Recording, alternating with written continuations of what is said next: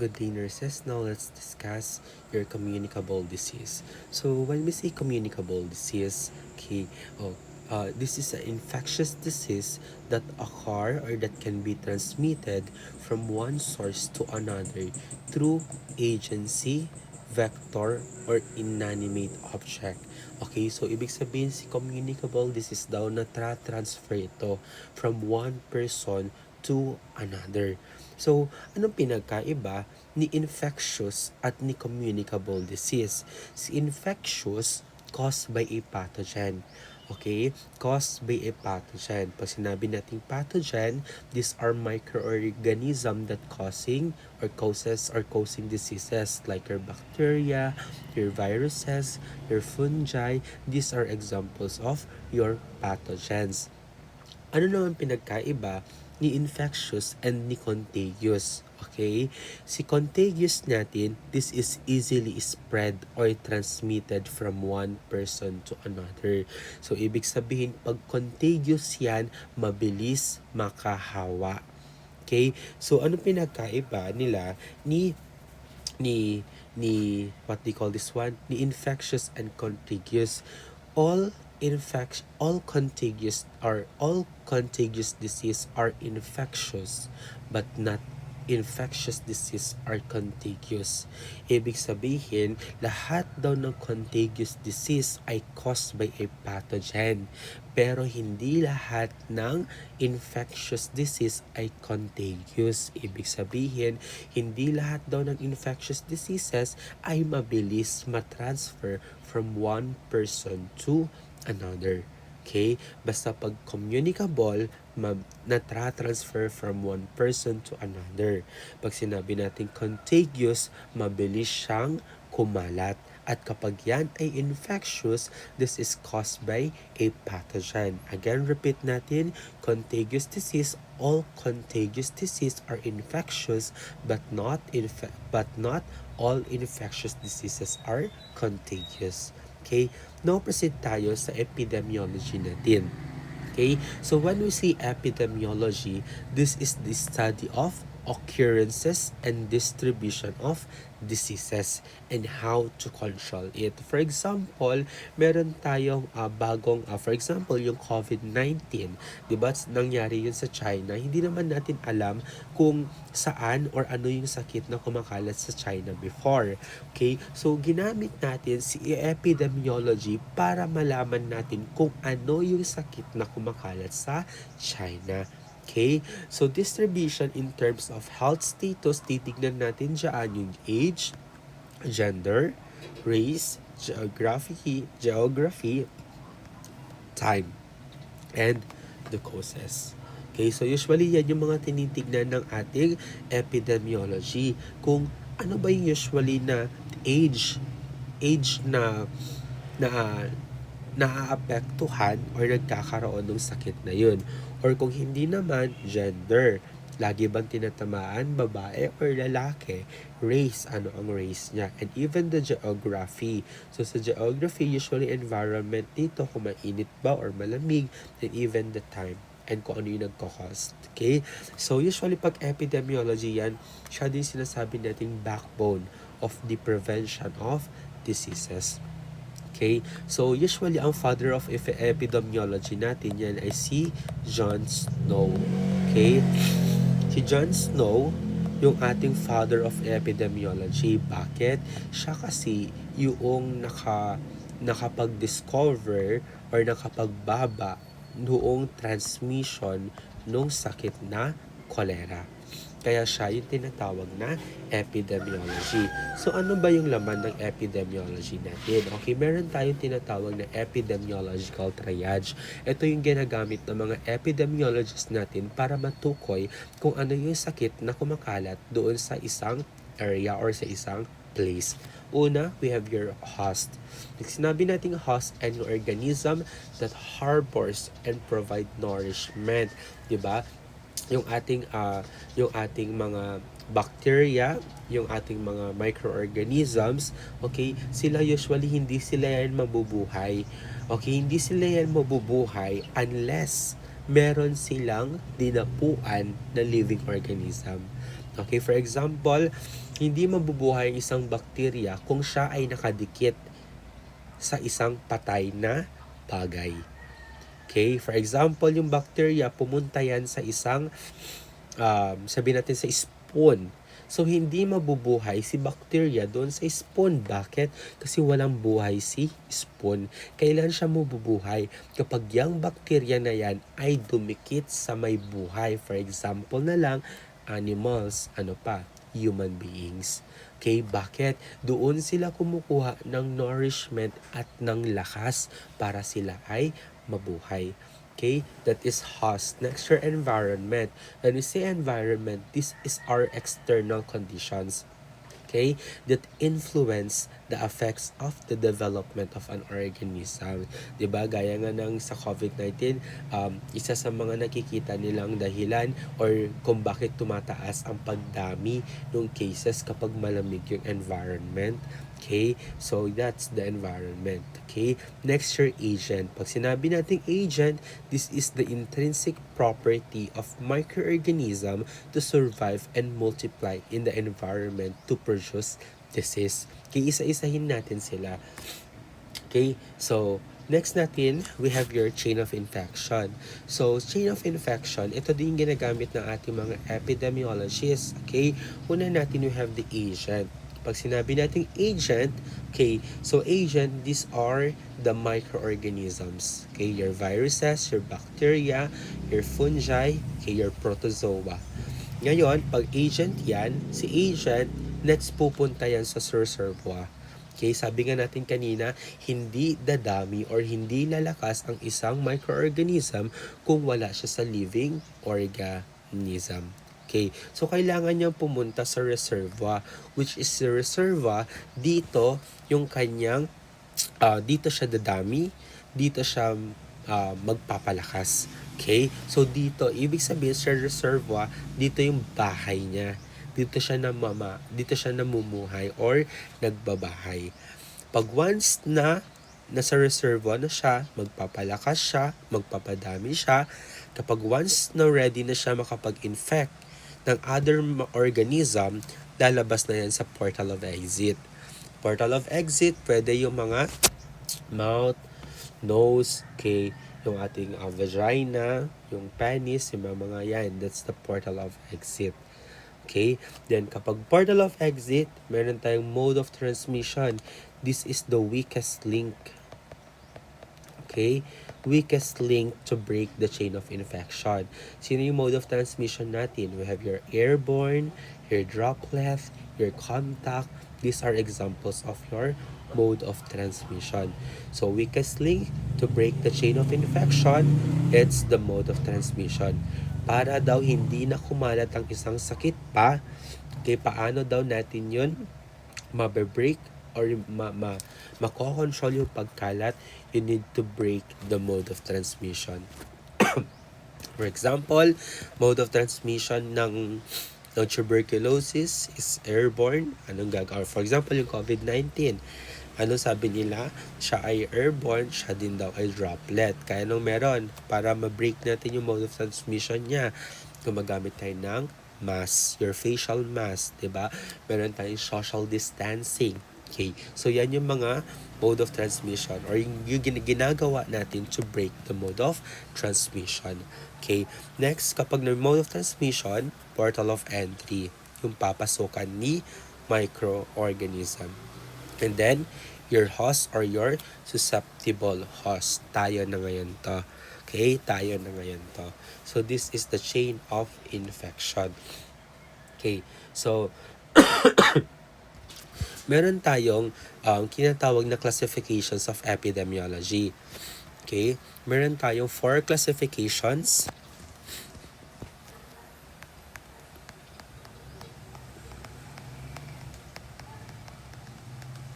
Of epidemiology. Okay, your 4 classification of epidemiology. Yung first natin, we have your sporadic. Second one is your endemic.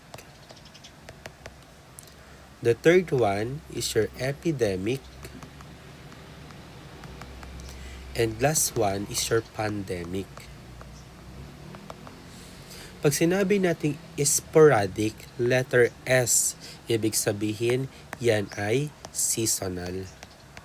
Okay, seasonal, ibig sabihin on and off siya, intermittent occurrence. Okay, so kapag sporadic yan, anong example natin na sakit under your sporadic? We have your rabies. Okay, ibig sabihin, si sporadic daw seasonal. Okay, seasonal lang siya, pwedeng tuwing tag-init lang siya mataas or pwedeng taglamig lang siya meron. So, bakit si rabies ay naging under sa sporadic? Remember, pag rabies yan, kailan mataas ang case natin ng rabies? Kapag summer season. Okay, during summer season, mataas ang case natin ng rabies. Bakit? Kasi nga, 'di ba? Dati kapag once na pag summer season, usually ang mga bata ay walang pasok. Okay, so kung wala silang pasok, usually nasa labas sila ng kanilang bahay. So kapag nasa labas sila ng bahay nila, prone sila na makagat ng aso. Kaya during summer season, mataas ang cases natin ng rabies. Okay? So, yan. That's sporadic. Second one natin, your endemic. Pag sinabi natin endemic, okay, ende. Ayan. Yan yung keyword natin, your ende. Ibig sabihin, ende, mawala-wala. Okay? Yung sakit daw ay ende, mawala-wala. Ibig sabihin, doon sa isang location na yun, andun lang daw yung sakit. Or for example natin dito, your malaria. Si malaria, endemic yan sa Palawan. Okay, ibig sabihin, hindi sila nawawalan ng cases ng malaria. Hindi sila nagsi-zero cases, lagi sila merong case ng malaria. Okay, that is example of your endemic disease. Now natin your epidemic. Pag sinabi nating epidemic, your demi. Ibig sabihin ng demi, bigla. Biglang taas daw ng cases ng sakit na ito. Anong example natin dito? Your Ebola. So, Ebola natin biglang taas to ng mga cases sa mga ibang lugar or ibang country. Pwede din dito si dengue. Okay, si dengue pwedeng seasonal, pwede ding epidemic. So, di ba si dengue natin mataas yan kapag may or kapag rainy season. Kaso ang problema, biglang tumataas kasi yung cases natin ng dengue, kaya pwede din siya mag-under sa epidemic. And your last, your pandemic. Pag sinabi nating pandemic, your pande. Okay? Or sorry, your pan. Okay? Your pan. Pag sinabi nating pan, that is pandaigdigan. Ibig sabihin niyan, that's world.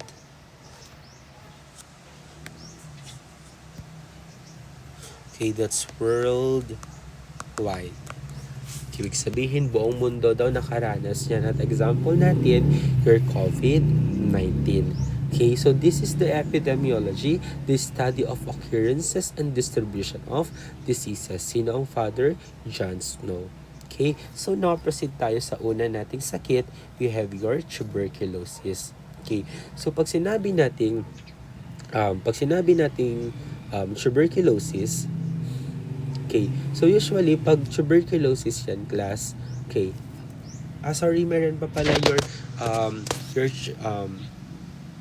your immunity. May di-discuss lang ako, immunity, add ko lang siya. Okay, so meron tayong types of immunity.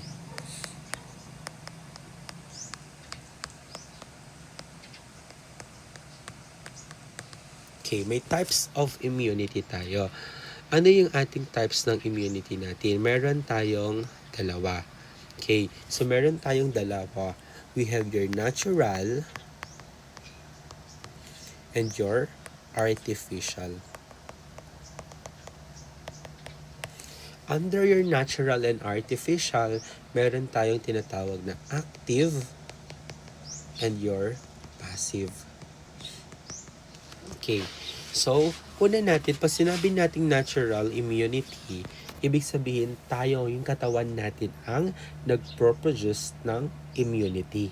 Okay, so yung sarili nating katawan, kay ang nagproproduce ng immunity na tinatawag natin. Pag sinabi naman nating artificial, ibig sabihin ng artificial, nag-undergo siya ng laboratory. Okay, so nag-undergo siya ng laboratory examinations, nag-undergo siya ng series of tests.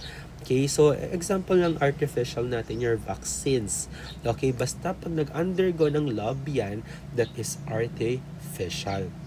Pag sinabi nating active, okay, pag active yan, acquired to recovery from a certain disease. Okay, so kapag once na active, ibig sabihin, active yan. Okay, acquired through recovery. Pag sinabi naman nating passive from the word pass, okay, ibig sabihin pass, pinasa, nanggaling sa ibang tao or ibang organism. So, una natin, we have your natural active.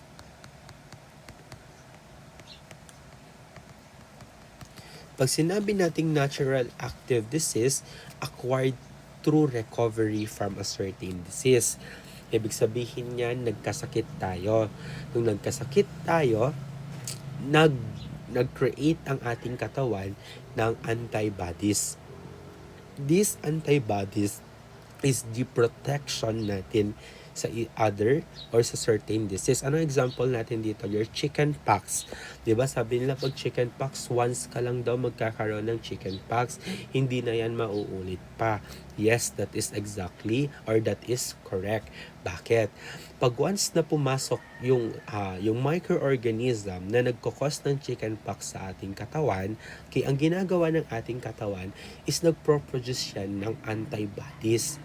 These antibodies is protection natin against chicken pox. Okay, so ngayon, kapag natapos ka magkaroon ng chicken pox, once napapasok ulit yung chicken pox sa iyong katawan, dahil meron ka ng antibodies, mare-recognize niya, okay, itong chicken pox na to, ito yung dahilan kung bakit ako nagkasakit dati.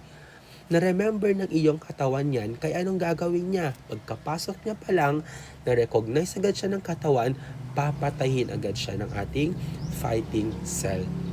Papatayin agad siya ng WBC, that is immunity na ating tinatawag. Okay, next naman your passive, your natural passive immunity. Pag sinatin nating natural passive immunity through placental transfer.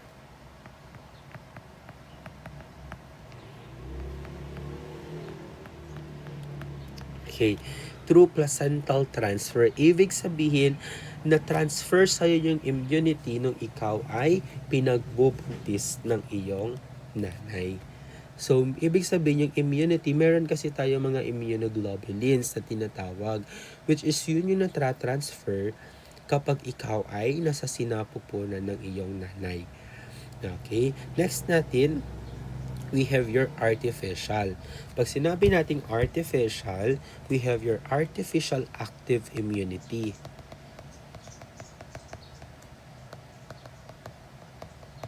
Okay, pag sinabi nating artificial active, acquired through administration of vaccine. Okay? Sir, di ba nag-undergo naman sa laboratory yung ating vaccine? So, bakit hindi siya, artificial, di ba? Kaya nag-undergo siya ng laboratory. Kaya siya tinawag na artificial. Bakit siya naging active? Kasi natural. Katawan natin ang nag-produce ng antibodies, di ba? Yung ating mga vaccines kasi, meron tayong tinatawag na live attenuated.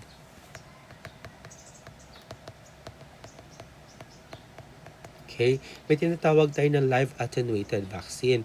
Usually, itong vaccine na to ay microorganism yung laman niya, pero pinahina. So ngayon, i-introduce sa ating katawan yan. Pag na-introduce sa ating katawan yan, madidetect ng ating katawan yan na foreign bodies. Dahil weak bacteria siya, hindi siya makakapag-cause ng sakit. So ngayon, ang ating katawan, lalabanan niya yung bacteria na yan. Pag nalabanan niya yung bacteria na yan or microorganism na yan, mag-produce siya ng antibodies. Kapag nakapag-produce siya ng antibodies, may protection na tayo sa ating or sa certain disease. Kaya pag once na pumasok yung microorganism ulit sa ating katawan, hindi na siya makakapag-cause ng sakit. Bakit? Na-identify na siya ng ating katawan. Nakapag-produce na ng antibodies. Then next natin, we have your artificial passive. Okay? Your artificial passive.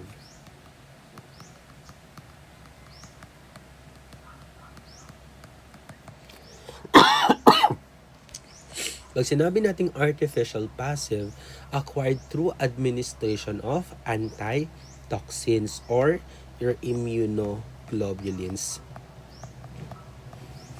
Okay, usually kasi pag sinabi nating immunoglobulins, galing yan sa ibang tao or sa ibang microorganism.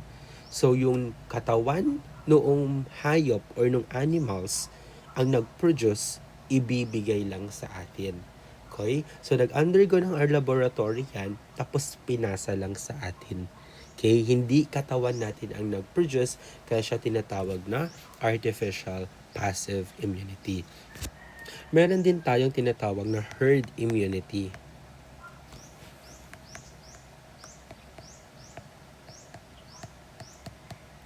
Okay, pag sinabi nating herd immunity, okay, usually this is indirect protection from contagious disease. Okay, so this is nag-o-occur siya when a large percentage of a population is immune. Ibig sabihin, pag lahat daw, okay, majority ng population ay nakatanggap ng vaccine, that is herd immunity. Okay, so for example, 100% yung population. Okay, so 100% yung population. So ilang percent ba dapat, okay, ang masasabi natin herd immunity? Pag 95% ng population ay nakatanggap ng vaccine, for example sa COVID-19, 'di ba? Kaya nga merong mass vaccination before, kasi ang target ng ating country is makakuha ng or ma-vaccinan lahat or ang 95% ng population sa Pilipinas para ma-achieve natin yung herd immunity na tinatawag. Okay, basta pag herd immunity, dapat majority ng population is immune. Okay, kaya meron tayong activity na mass vaccination during COVID-19 for us to achieve the herd immunity na tinatawag. Okay, now proceed tayo sa first disease natin. Okay, your tuberculosis. Pag sinabi nating, okay, pag sinabi nating usually tuberculosis, okay, so si tuberculosis natin class, this is a chronic disease. Okay, this is a chronic disease. Okay, so usually pag tuberculosis yan, chronic disease natin yan. Okay, so pag chronic disease siya, okay, so meron tayong mga other term or tawag sa ating tuberculosis. First one natin your Koch disease. So bakit siya tinawag na Koch disease? Because Dr. Robert Koch, okay, siya yung unang nakadiscover doon sa microorganism or causative agent ng tuberculosis. Okay, so siya yung unang nakadiscover doon sa may microorganism or sa may what they call this one, sa may microorganism daw, sa may causative agent ng tuberculosis. Okay? And then, usually, tuberculosis natin is the top 8 highest cases of TB in the world. Philippines is top 8 highest cases TB in the world. Okay? So, pag tuberculosis yan, class, ano ba yung mga causative agent natin? Okay, so these are the microorganism na nagkukos ng tuberculosis. Una natin, we have your Mycobacterium tuberculosis. This is the most common causative agent in the Philippines. Okay, your Mycobacterium. Next, your Mycobacterium africanum.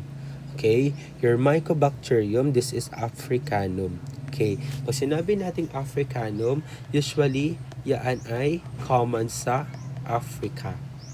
Okay. Next, your Mycobacterium bovis. Pag sinabi natin bovis, nakukuha natin yan sa cattle. Bakit sa cattle? Doon sa mga baka. Because nakukuha natin si bovis sa mga unpasteurized milk. Okay, sa mga gatas ng baka na hindi na po pasteurized. 'Di ba pinapainit yung gatas bago inumin? So nakukuha siya kapag hindi na pasteurized or hindi na painit na mabuti kasi hindi na mamatay yung microorganism. Okay, especially your Mycobacterium bovis. And last, your Mycobacterium avium. Pag sinabi natin Mycobacterium avium, so usually nakukuha natin to sa mga bird. Usually yung bird na yan ay naninirahan sa cave. Okay, naninirahan sila sa cave. So that is the four etiologic agent or the causative agent for your tuberculosis. Now, what's the mode of transmission of TB? Meron tayong airborne. Pwede din siyang direct. So usually pag airborne yan, 'di ba gumagamit tayo ng N95 mask. Okay, for the protection. Okay? So yan yung mode of transmission ng ating tuberculosis. Okay. So next, your incubation period. Usually 3 to 8 weeks. Occasionally, umaabot siya ng 12 weeks. Okay, umaabot siya ng 12 weeks. Then period of communicability. Okay, as long as the tubercle bacilli are being discharged in the sputum. Okay, as long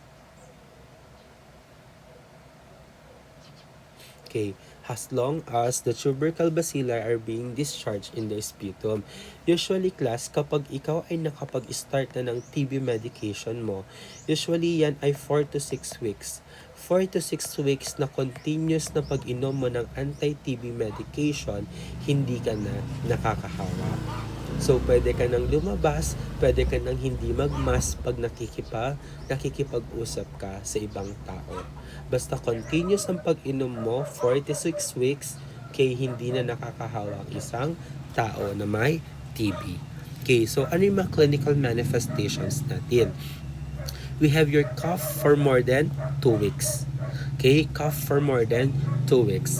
Next, we have your afternoon fever. Pag sinabi nating afternoon fever, this is the pathognomonic sign. Ibig sabihin ng afternoon fever, every hapon lang daw siya nagkakaroon ng fever. Usually yan ay from 3 or 4 to 6 p.m. Okay, 4 to 6 p.m. Doon siya nilalagnat. Tapos pag kinabukasan, wala na naman siyang lagnat. Pagdating na naman ng hapon, lalagnatin na naman siya.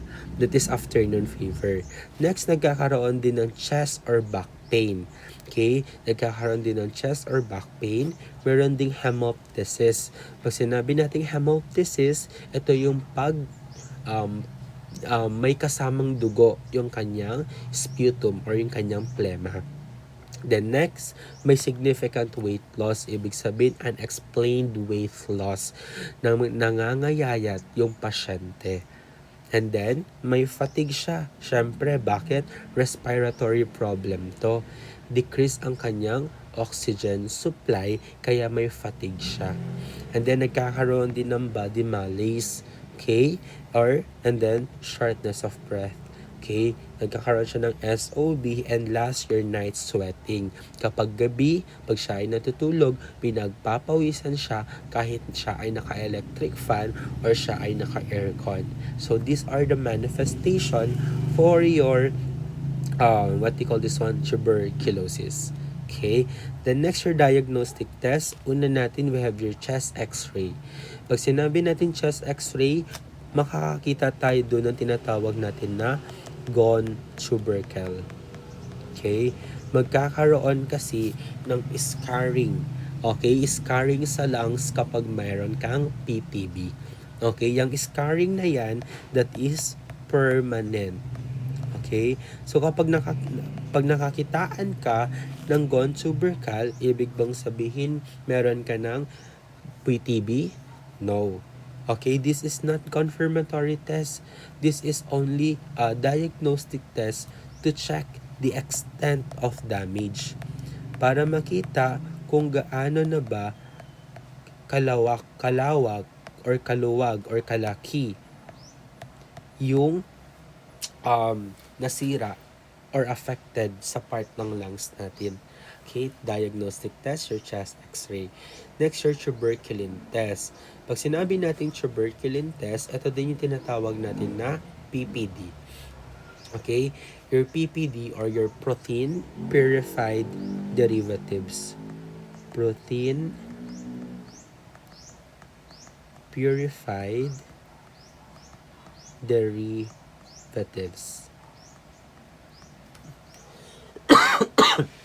Okay, so tuberculin test, usually, ang route na yan is intradermal. So kapag once na ipapasok natin yung needle, dapat nasa 10 to 15 degrees lang. Ano ang gamit nating syringe? 1 cc. 1 cc ng syringe ang gamit natin. Ano ang laman ng syringe natin? Una, we need to aspirate sterile water.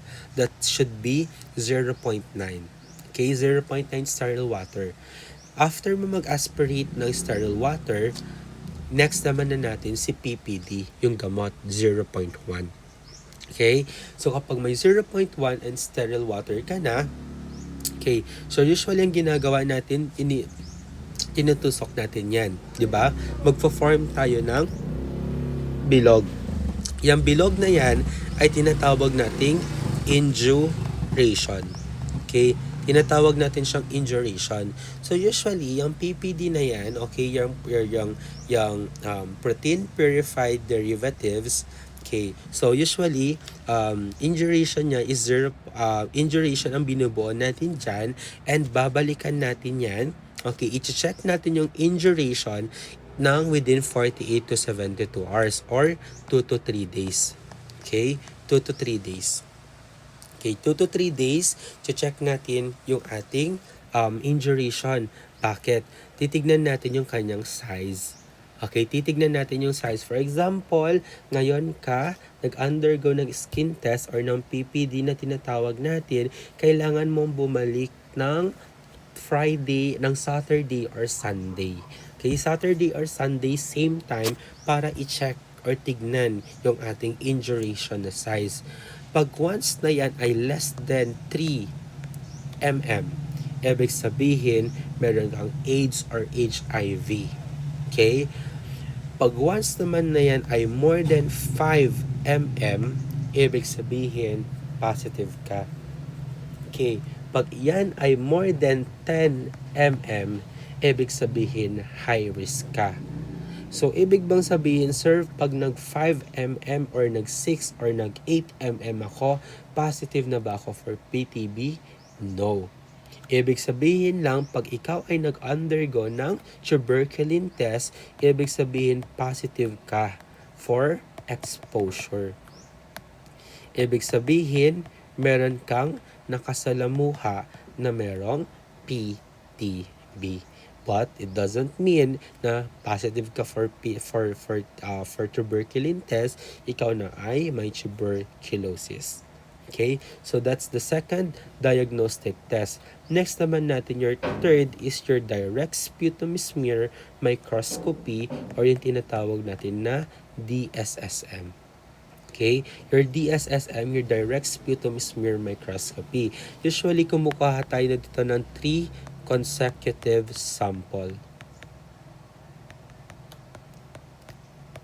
Okay, 3 consecutive sample, ibig sabihin nito, 3 beses daw na magkakasunod-sunod. Ano bang specimen na gamit natin? Your sputum. And ano yung best time to collect sputum? Early in the morning. So, early in the morning, that is the best time to collect sputum sample. Okay, pag walang early in the morning, pinaka-best time is upon waking up. Okay, so upon waking up is the best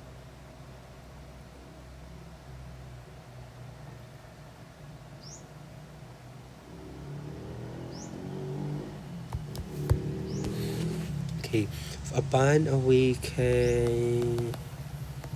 Okay. Best, this is the best. Pag once na merong early in the morning, meron pang upon waking up, best answer this one. You're upon waking up. Okay? So, pag once na 3 consecutive sample yan, so kukuha tayo day 1, day 2, and day 3. Okay? Tatlong beses tayo kukuha. So, for example, ngayon ka pumunta, okay, pag kukunta ka ngayon, usually, ito ay tinatawag nating spot collection.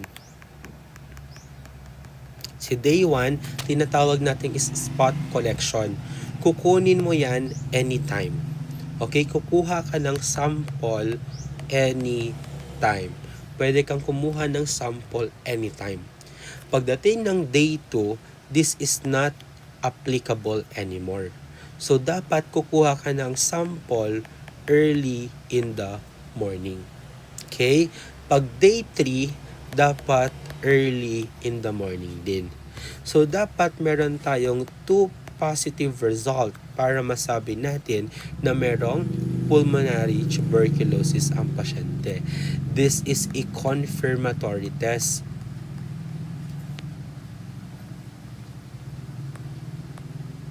Okay, ibig sabihin, pag nag-positive ka dito, meron kang pulmonary tuberculosis.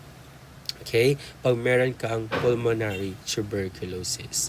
Okay? Proceed tayo sa ating category. Meron tayong category 1, 2, 3, and 4. Pag sinabi natin category 1, usually, new patient to. New positive patient. Okay, positive sila sa smear, positive rin sila sa chest x-ray.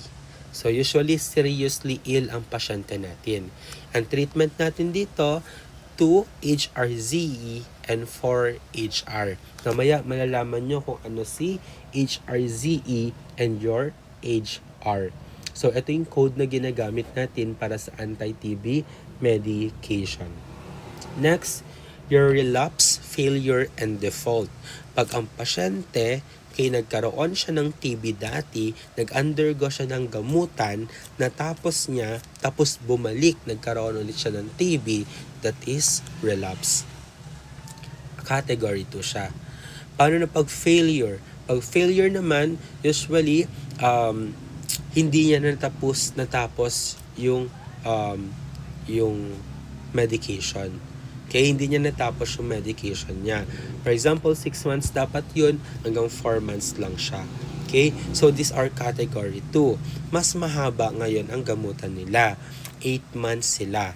2 buwan ng HRZE, 1 buwan ng HRZE, 2 buwan ng HRZES, 1 buwan ng HRZE, at 5 buwan na HRE. Okay? Pag category 3 naman yan, sputum smear negative. Kung dito, positive siya, dito, negative siya. Saan lang siya nag-positive? Sa chest x-ray. Kaya kung papansinin natin, seriously ill, not seriously ill. Sa rest na sila ng gamutan, 6 na buwan, pero mas maraming gamot si category 1, 2 HRZ, and 4 HR. Okay, wala siyang E doon sa kanyang 2 months na treatment. Okay, so ano ang category 4 natin? Your multi-resistant tuberculosis or your MDR-TB. Ito na yung pinakamalala na case ng tuberculosis. Bakit? Dahil siya ay resistant na sa antibiotic or sa anti-TB medication. Hindi na tumatalab sa kanya si your anti-TB meds. Kaya kailangan mas malalakas na medication ang kailangan niya. So usually kapag yan ay MDR-TB, we need to refer it. Okay, i-refer natin siya. Okay, ano yung mga anti-TB medication natin? Your rifampicin, your isoniazid, your pyrazinamide, your ethambutol, and your streptomycin.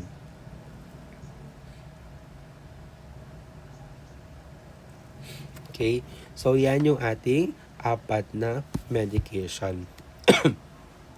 Pag once na rifampicin yan, class, ang ginagamit natin na code dito ay letter R.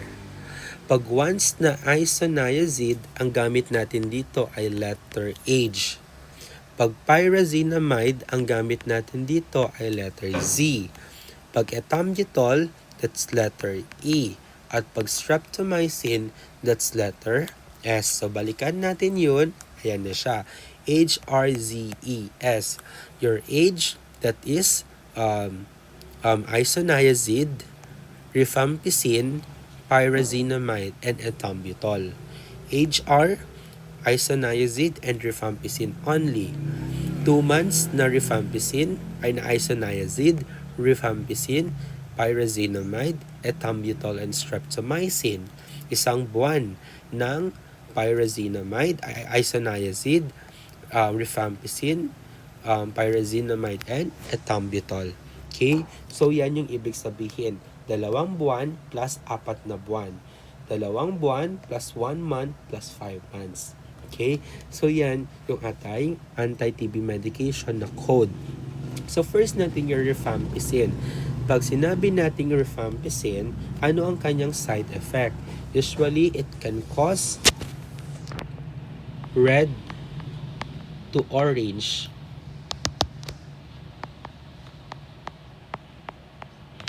urine. Nagkakos yan ng red to orange urine. Ang side effect niya, red to orange urine. Okay? So, hindi lang urine, pwede din dito yung secretions. Pwedeng pawis, pwedeng luha, at pwedeng laway. Okay? Red to orange urine. Anong gagawin natin to prevent red to orange urine? We need to increase oral fluid intake. Next natin, your isoniazid. Your isoniazid class can cause peripheral neuritis.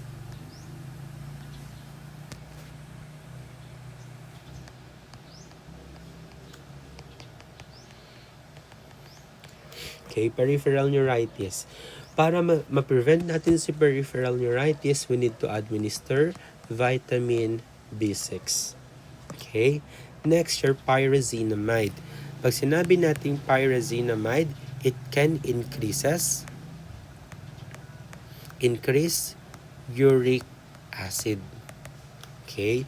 Paano ma-prevent natin si uric acid? By increasing oral fluid intake. Ano pa?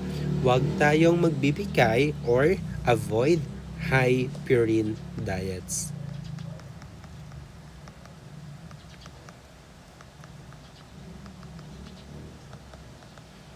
Okay, ano yung mga purine diets natin? Your organ meat, your legumes. Okay, these are examples of purine diets. Next, your ethambutol. Letter E, ibig sabihin may effect yan sa eyes. That is optic neuritis. Okay, kapag optic neuritis yan, anong gagawin natin to prevent optic neuritis? We need to administer vitamin A. And your letter S, your streptomycin, sin, ringing of the ear. That is tinnitus. Okay? Tinnitus. So, these are your anti-TB medication. Now, proceed tayo sa second disorder natin, your malaria. Okay, si malaria natin, okay, tinatawag din natin tong king of tropical disease.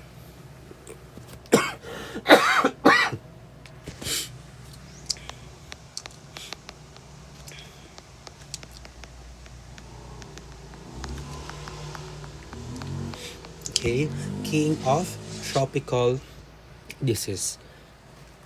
So, tawag din natin dyan is also marsh fever.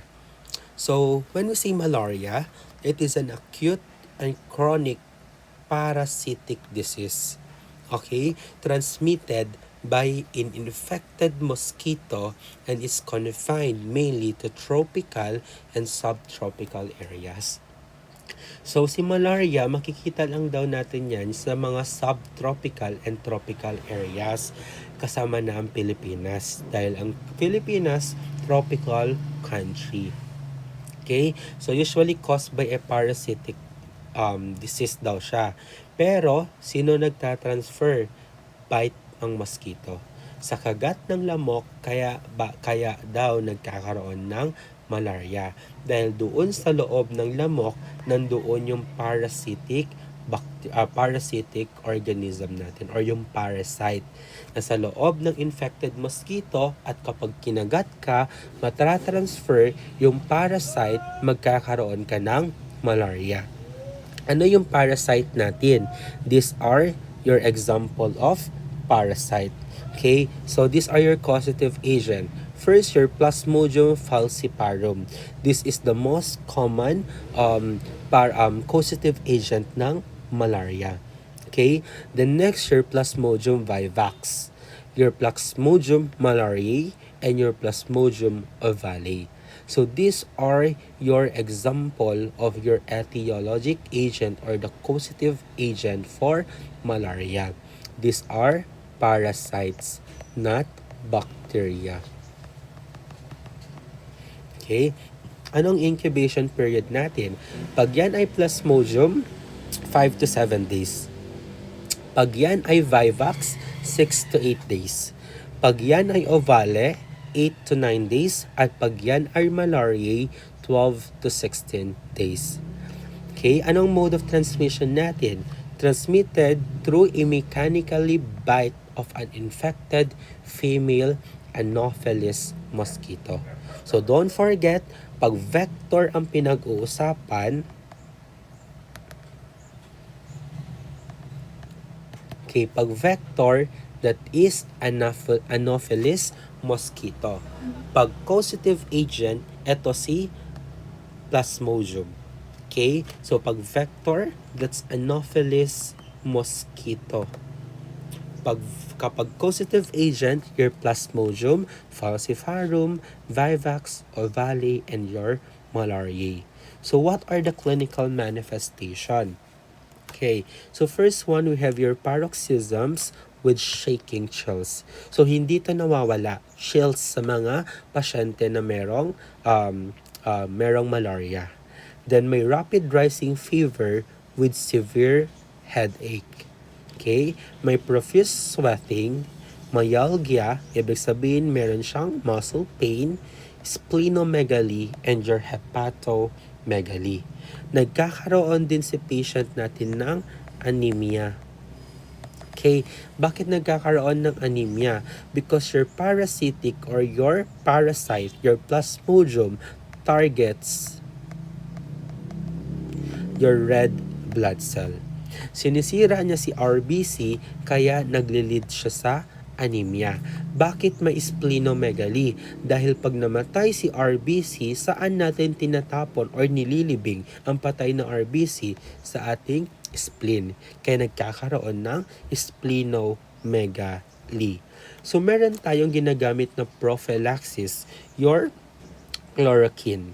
So si chloroquine, this is 250 milligram. Okay? Kailangan natin siyang inumin weekly, starting from 1 to 2 weeks before entering in the endemic area. So kung pupunta ka ng Palawan, kailangan mo nang mag-take ng chloroquine 1 to 2 weeks before ka pumunta. Bakit? This is prophylaxis. Pag once na nandoon ka, hindi ka at nakapag-take ka 1 to 2 weeks before kang pumasok ng chloroquine, hindi ka magkakaroon ng malaria. Okay? So bakit natin ginagamit itong si chloroquine? Because this is the fast-acting. Okay? Pag may malaria ka, ginagamit lang din natin siyang gamot, hindi lang as prophylaxis. Okay? Hindi lang siya as prophylaxis, ginagamit din natin siyang medication dahil fast-acting siya. Aside from chloroquine, gumagamit din tayo ng sulfadoxine, your sulfadoxine. Okay? These are the medications or drug of choice for malaria. Your quinine, your tetracycline, and your quinidine. Pero sinong usually ginagamit? Your chloroquine. Bakit? Fast-acting siya. Okay? Fast acting siya. Anong diagnostic test natin para dito sa malaria? So, ang diagnostic natin, yung tinatawag nating malarial smear. Okay? Ginagamit natin siya malarial smear. Okay? So, usually pag malarial smear yan, gumagamit tayo ng blood. Okay? Usually, we draw blood. Okay? Nagdo-draw or kumukuha tayo ng blood sample at the peak of fever. Okay, kung saan may pinakamataas na fever, doon tayo kumukuha ng sample. Bakit? Kasi kapag mataas ang body temperature, active si sporozoid.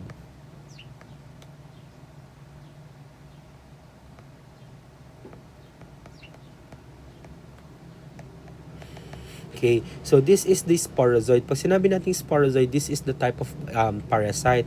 Okay, these are, yan, porozoid sila. Okay, so porozoid. Active yung mga sporozoid natin pag once na mataas ang body temperature. So kapag kumuha ka, may makikita tayo na sporozoid sa blood sample. Okay, yung makikita tayo na blood na sporozoid sa blood sample. This is the egg pala. Egg pala yan. Egg ng ating parasite or plasmodium. Okay? So this is a malaria. Next natin your dengue. Si dengue natin, ang other term dyan, we have the breakbone fever, hemorrhagic fever, dandy fever, or your infectious thrombocytopenic purpura.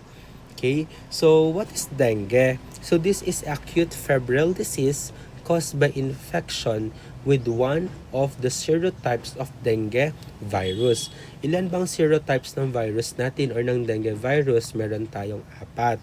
Your dengue virus 1, 2, 3, and 4.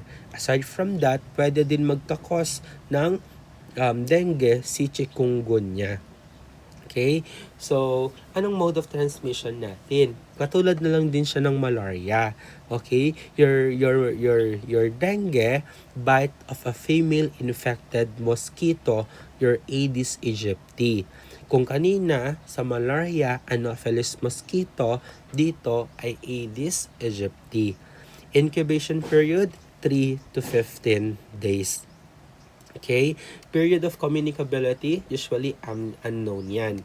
Pero meron tayong clinical manifestation na tinatawag nating Herrmann's sign. Okay? Pag Herrmann's sign, di ba may lumalabas na rashes sa pasyente natin? So usually, si Herrmann's signs natin,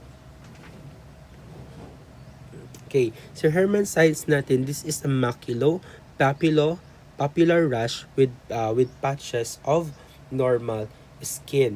This is the pathognomonic sign. Okay? This is the pathognomonic sign for dengue. Okay? So, ganito yung itsura ng ating Herrmann's sign. Okay? Parang white island in the sea of red.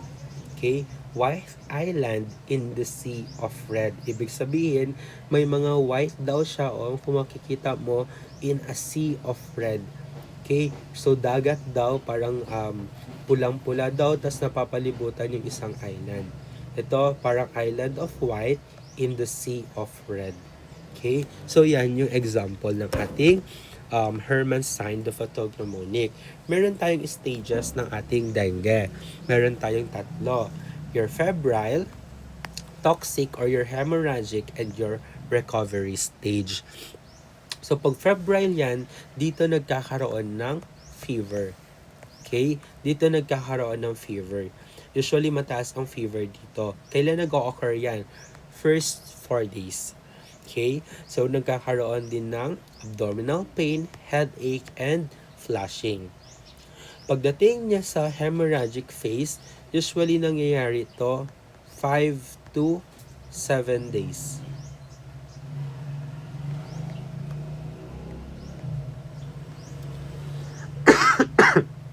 5 to 7 days. Dito, nagbababa na yung body temperature, kaya nga 'di ba sinasabi on and off yung lagnat. Okay, bumababa na yung temperature, may abdominal pain pero severe na, vomiting, and meron ng signs of bleeding. Tumatay na siya ng dugo, nagsusuka na siya ng dugo, nagno-nosebleed na siya.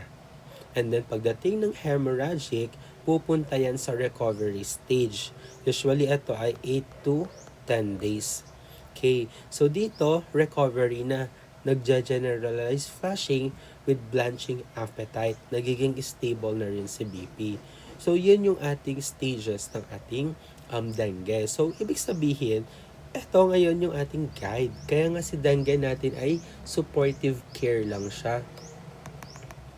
Okay? Kaya si dengue natin ay tinatawag na supportive care. Anong ibig sabihin ng supportive care? Kung ano ang manifestation, siya ang gagamutin. Kung may fever, siya ay gagamutin. Okay? Pag may abdominal pain, siya ang gagamutin. Okay? So usually pag yan ay dengue, kailangan increase oral fluid intake lang. Okay? Bakit? Risk for decrease blood volume tayo. Kasi magkakaroon ng hemorrhagic or ng hemorrhage bleeding. Okay, usually, namamatay ang pasyente natin dahil sa dehydration. Kasi nga, mataas yung fever niya, tapos meron pang bleeding. Okay, meron pang bleeding. So, supportive key lang tayo, nag-increase oral fluid intake lang tayo. And aside from that, dapat palakasin lang natin ang immune system natin pag dengue yan. Kasi si dengue caused by a virus. Your virus is a self-limiting organism. Ibig sabihin, pag virus self-limiting, kusang aalis yan sa ating katawan as long as palakasin mo lang ang immune system mo. Okay? So, yan yung ating dengue. Anong diagnostic test natin? Your tourniquet test or yung tinatawag nating Rumpel-Leeds test. Okay, gumagamit tayo ng tourniquet dito. Alam niyo yung pagkukuha tayo ng mag-a-IV tayo, ganun yung gagawin natin. So kapag once na nag-undergo ng tourniquet test, kailangan mag-draw tayo ng 1 inch square. So 1 inch square na yan, kapag yan ay may more than 20 rashes, ibig sabihin, positive siya for Rumpel-Leeds test. Then, ano yung diagnostic test natin? Isa pa, your platelet count or your CBC. Mababa ang ating platelet count. Bakit? Isa kasi, kapag once kasi na meron tayong dengue, usually, ang ating blood vessels, okay, di ba nandyan yung ating blood? Okay, so kapag once na may dengue tayo, yung ating blood vessels ay para siyang strainer. May mga butas na maliliit. So kapag may maliliit na butas, ang pinakamaliit kasi na blood cell natin is your platelet. Okay? Kaya ang nangyayari, ang platelet, lumulusot sila dito sa butas, nagli-leak sila sa ating blood vessel. Kaya kapag nag-leak sila, magdi-decrease ang ating platelet. Okay? Magdi-decrease ang ating platelet. Okay? Pag nag-decrease, risk na yan for bleeding. Then, concentration, nag-i-increase din daw at least 20%. Nag-undergo din ng occult blood test. Tinitignan natin yung pupo or yung tae ng pasyente kung meron bang blood. Okay? Your occult blood test. Then, hemoglobin determination. And then, the confirmatory test, your dengue NS1 test. This is to confirm if merong dengue ang pasyente. Ano yung mga treatment modalities natin? Give analgesic. Don't give aspirin. Kasi mas lalong magbibleed ang pasyente natin. Next, rapid replacement of body fluids. Okay? So sabi nga natin kanina, increase OFI lang dapat. Then, oxygen therapy, oral rehydration solution, blood transfusion for severe bleeding, and sedative. Anong nursing management natin? Okay, patients should be kept in mosquito-free environment. Monitor for vital signs, especially the blood pressure. Then, period provides. Nose bleeding, applies ice bag on the forehead and to the bridge of the nose. Watch out for signs of shock. Ano yung shock? Ano yung manifestation ng shock natin? your hypotachytachy. Hypotension, tachycardia, and your tachypnea. Okay? These are the shock manifestation. Okay? And then diet natin, it should be low fat, low fiber, non-irritating, and non-carbonated drinks. How to prevent or to control dengue? We need to health educate. Educate the client. Then early detection and treatment of cases. Treat mosquito nets and insecticide. House spraying. Avoid too many hanging clothes and case finding. Okay, so let's differentiate your dengue and your malaria. Okay, so si dengue natin, ano ang ating causative agent dyan? It's your vector, your Anopheles your Aedes aegypti. Your Aedes aegypti. Pag malaria, your Anopheles mosquito. So usually, pag once na dengue yan, ito daw ay mayaman. Si Anopheles mosquito ay mahirap. Okay. So, bakit mayaman si Aedes aegypti? Bakit mahirap si Anopheles mosquito? Si Aedes aegypti kasi, usually, ang breeding site niya or ang bahay niya is sa swimming pool. Okay? May swimming pool ang bahay niya. Pero kapag Anopheles yan, river lang siya. Okay? So, ibig sabihin, si Aedes aegypti nabubuhay daw sa mga stagnant water. Okay, hindi talaga pwede rin naman sa swimming pool, pero stagnant water. 'Di ba pag swimming pool yan, stagnant yung water. Hindi siya continuous flow. Okay, so katulad na lang ng ang tubig sa flower vase, doon sa ating drainage system, doon sa mga tubig na nandoon sa may mga gulong, basta stagnant water, pwedeng bahayan ng Aedes aegypti. Pag once naman na mahirap sa river daw si Anopheles, bakit? Sa continuous flowing kasi siya nangingitlog. Okay, kung saan continuous flowing ang tubig, especially dun sa river natin na merong mga dry leaves. Okay, yun ay favorite place or bahay ng ating Anopheles mosquito. Aside from that, okay, bakit naging mayaman ang ating Aedes aegypti? Kasi siya ay low flying. Okay? Mababa lang ang lipad niya. Ibig sabihin low key lang siya kasi nga mayaman na siya. Pag yan ay Anopheles, high flying. Okay? Mataas ang kanyang lipad. Bakit? Siya ay mahirap pa lamang. Aside from that, day biting din. Okay? Day biting ang ating dengue. Okay? So, usually, day biting ang ating dengue. Okay? So, ibig sabihin, umaga daw sila. 2 hours before and before sunrise and 2 hours after sunset. 2 hours before sunrise and sunset. 2 hours before sunrise and sunset. Okay? So, doon daw, usually, active ang ating Aedes aegypti. Okay, ibig sabihin, umaga day biting, umaga lang yung work nila. Pero pag yan ay malaria, dahil mahirap siya, nag-overtime siya ay night biting. Gabi siya usually nangangagat. Okay, so yan yung ating Anopheles mosquito. Usually, ang ating Anopheles mosquito, kung ang day biting natin, 2 hours before sunrise and sunset, ito usually 9 p.m. to 3 a.m. Okay? Diyan usually kumakagat yung ating Anopheles mosquito. So, this is your malaria and your dengue. Now, proceed tayo sa filariasis natin. Si filariasis natin, okay, so, you're also known as the elephantiasis. Okay, pag sinabi nating elephantiasis, ito yung lumalaki yung kanilang mga Ito, elephantiasis.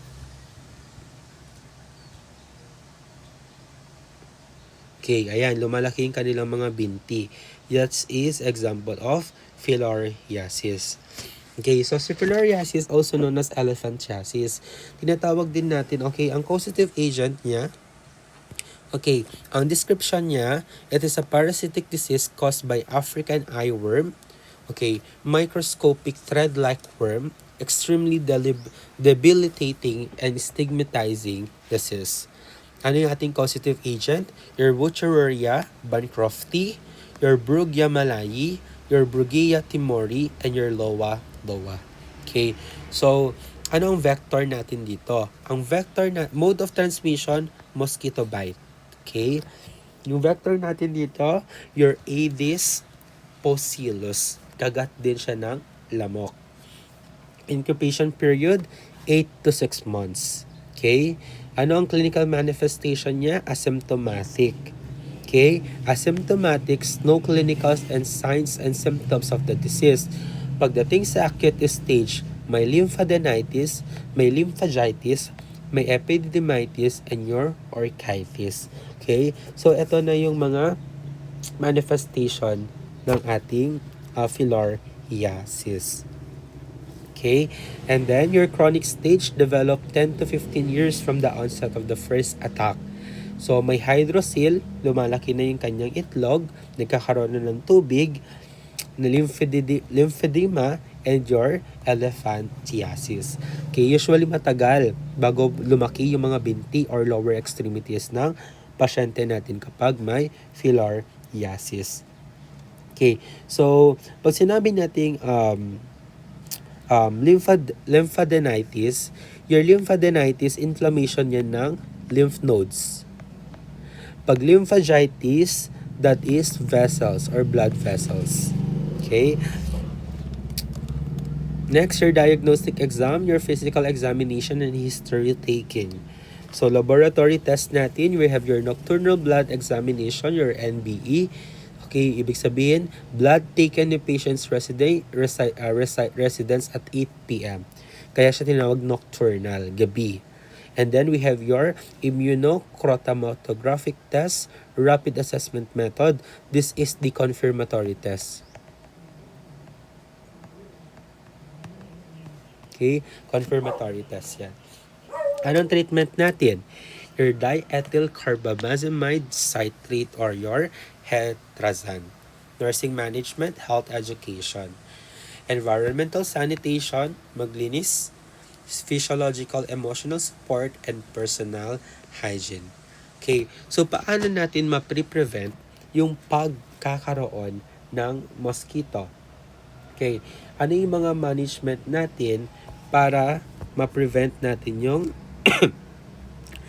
pagdami ng mosquito? May mnemonic tayo dyan na clean.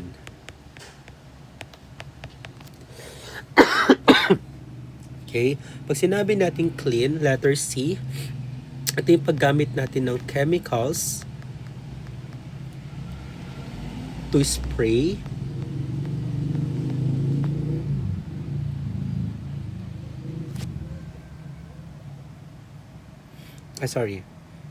chemicals treated mosquito nets.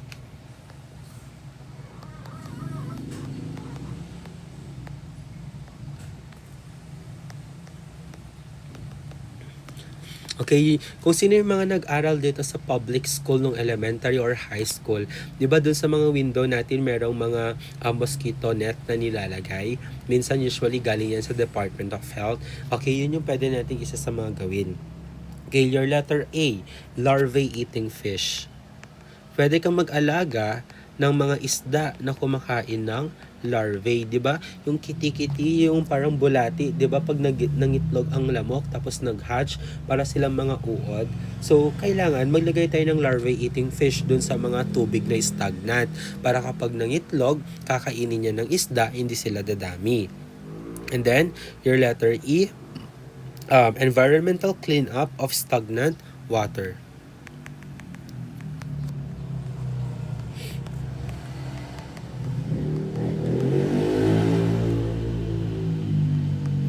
Okay, tanggalin yung mga breeding site ng mosquito. Okay? Tanggalin yung mga breeding site. Yung mga stagnant water, tanggalin yan para wala silang bahayan. And then your letter A, we need to anti-mosquito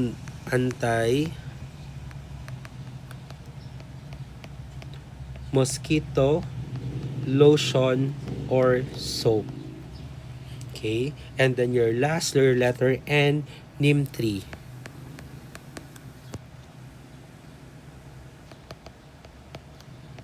And other herbal plants. Usually, yung neem tree natin or herbal plants, yung mga oregano, okay, magtanim ka ng ganyan sa bahay nyo, ayaw yan ng ating lamok kasing amoy niya.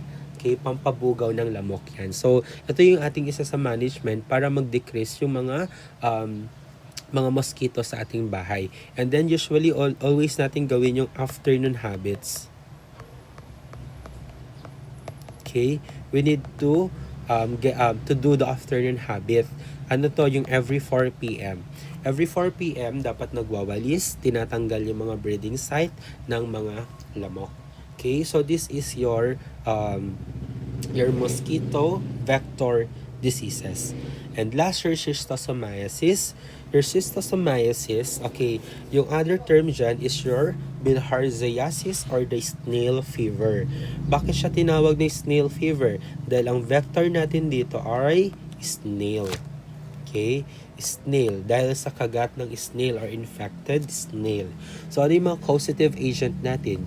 Your Schistosoma japonicum, your Schistosoma mansoni, and your Schistosoma hematobium. So, si japonicum, endemic yan sa Philippines and China. Your mansoni, America, Caribbean, Africa, and the Arab Middle East. And then si hematobium, Africa, and your Middle East. Okay, source of infection. Usually yan sa stool and urine of an infected person or animals. Usually ito snail to. Okay, snail to. Mode of transmission, ingestion of contaminated water. For example, merong snail doon. Tapos, umihi or nangitlog doon yung snail, in-ingest mo. Okay, pwede ka magkaroon ng schistosomiasis. Then, penetration through skin pores. May sugat ka. Nagtanim ka ng palay. May infected snail. Pwede ka magkaroon ng schistosomiasis. Okay, ano yung host natin? Your Oncomelania hupensis quadrasi is the intermediate host. Okay, so yung host natin. Okay, so your Oncomelania hupensis quadrasi. Okay, so incubation period at least 2 months. Okay, clinical manifestation, meron tayong 3 stages. The first stage, yun yung tinatawag natin pruritic rash shown as symmetric or swimmer itch.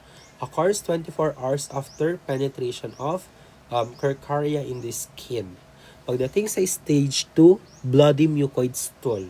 Okay? So, tumatay na siya ng medyo parang phlegm siya na medyo may blood. And then, Katayama fever. Okay, clinical constellation of the following: fever, headache, cough, chills, and sweating, and your lymphadenopathy, and your hepatosplenomegaly. May enlargement sa kanyang lymph nodes and sa kanyang spleen and liver. Chronic stage, nagkakaroon siya ng granulomatous reaction to egg deposition in the intestine, liver, and bladder. Nagkakaroon ng inflammation of the liver, kaya isa sa mga manifestation, may jaundice ang pasyente. Okay? So, merong bulging of the abdomen, enlargement of the spleen, sometimes brain is affected caused by epilepsy. Okay? Eggs are deposited in the bladder wall, leading to hematuria and bladder obstruction. Hydronephrosis and recurrent urinary tract infection. May paleness and muscle wasting ang pasyente. Anong complication natin? Liver problem or liver cirrhosis and portal hypertension. Bleeding, bladder cancer, pulmonary hypertension, heart failure, ascites, renal failure, and your cerebral schistosomiasis. Dahil pwede yung itlog ay mapunta sa utak ng pasyente natin. Anong diagnostic procedure natin? Fecalysis. Pwede natin makita doon yung mga itlog.